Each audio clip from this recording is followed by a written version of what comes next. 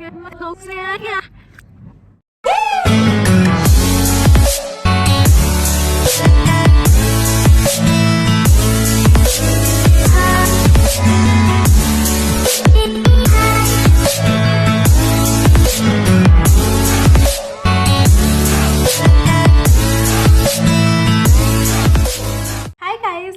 back to my channel, and for today's video I will be talking about the cabin crew requirements.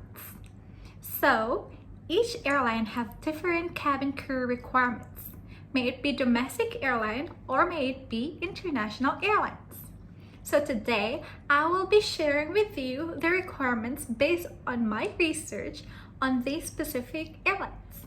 Let's start with the domestic airlines. We have PAL, we have Cebu Pacific, we have Royal Air Philippines, and we also have Air Asia. And we should also tackle about the international airlines, which are Qatar Airways, Emirates, and Saudi. So if you want to learn more about the requirements of becoming a flight attendant, stay tuned and watch till the end. But please don't forget to like, share, and subscribe. So let's start. How old do you need to be to become a flight attendant? So this is the number one requirement for you to become a flight attendant: age. So how old do you really need to be a flight attendant? Some would say you need to be 18, and others would say you need to be 21. Well, in fact, both answers are correct. It just depends on which airline you are going to apply. For the domestic airlines, Philippine Airlines, Cebu Pacific, and Royal Air Philippines, all of these airlines require their crew to be at least 18 years of age. Well, in fact, Air Asia also requires their crew to be at least 18 years of age. However, on the Gulf airlines such as Qatar Airways and Emirates, they need their crew to be at least 21 years of age in the time of joining. Also, Saudi is requiring their crew to be at least 20 years of age. For the second requirement will be height. Is there really a height requirement to be a cabin crew? Well, unfortunately, for the domestic airlines, they have some height requirements.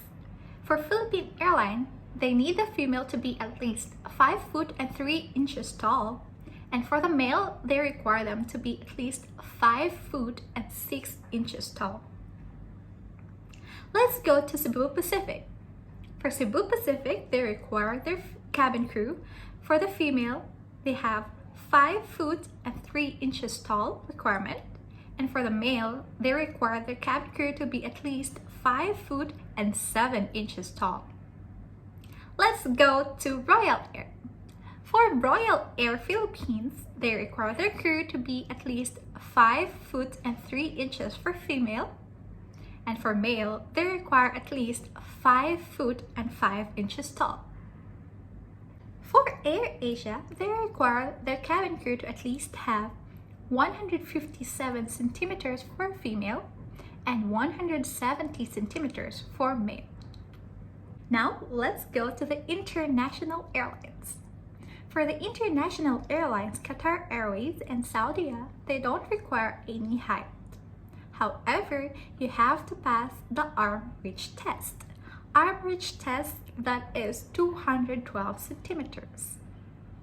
For Emirates, they also require their crew to pass the arm reach test of 212 centimeters. However, they also have the height requirement of 160 centimeters. Next is education. Do you need to finish a tourism degree so that you can become a cabin attendant? No. Do you need to enroll yourself in a flight attendant school so that you can become a cabin attendant? The answer again is no. Each airline again have different qualifications so that you can become cabin crew. Let's start with Philippine Airlines. Philippine Airlines requires their cabin crew to at least have a college degree. That means you have graduated college. However, Cebu Pacific are accepting applicants that are college level. That means you are still in college but haven't graduated yet. You are qualified to apply for a cabin attendant post in Cebu Pacific. However, Royal Air and AirAsia didn't include any qualification with regards to education in their page. So unfortunately, I could not discuss anything about this requirements for these airlines because it's not shown in their websites. So let's proceed with international airlines. Qatar Airways is requiring their applicants to be at least high school degree holder. That means if you graduated high school, whether you proceeded into college or not, you may apply with Qatar Airways. Same as Emirates and Saudia. They only require at least high school graduate. May you have college degree or you may not have college degree, it's okay to apply for these airlines. The next requirement would be language.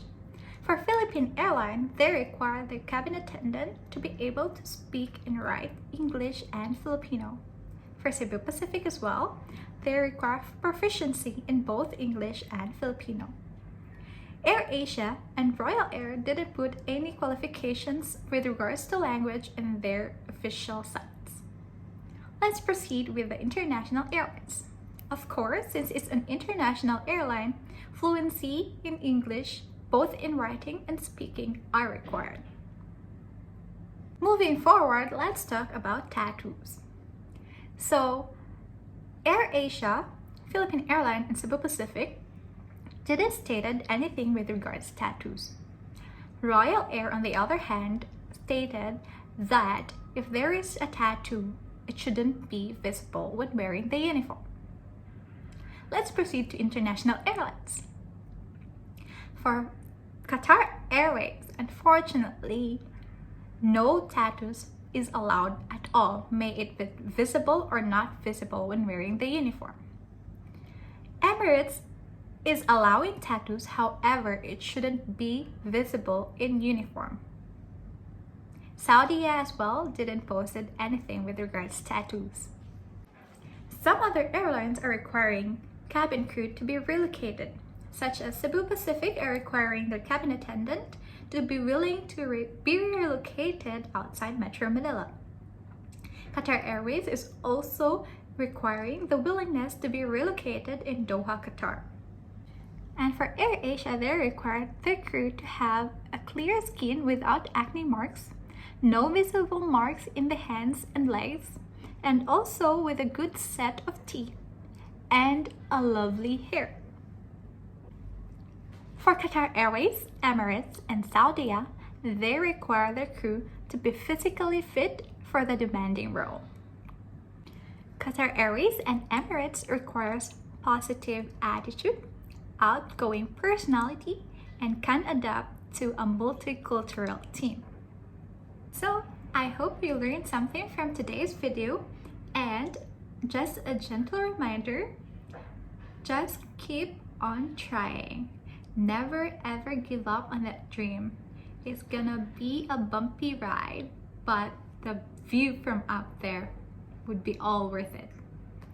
So God bless and hope to fly with you soon. Bye!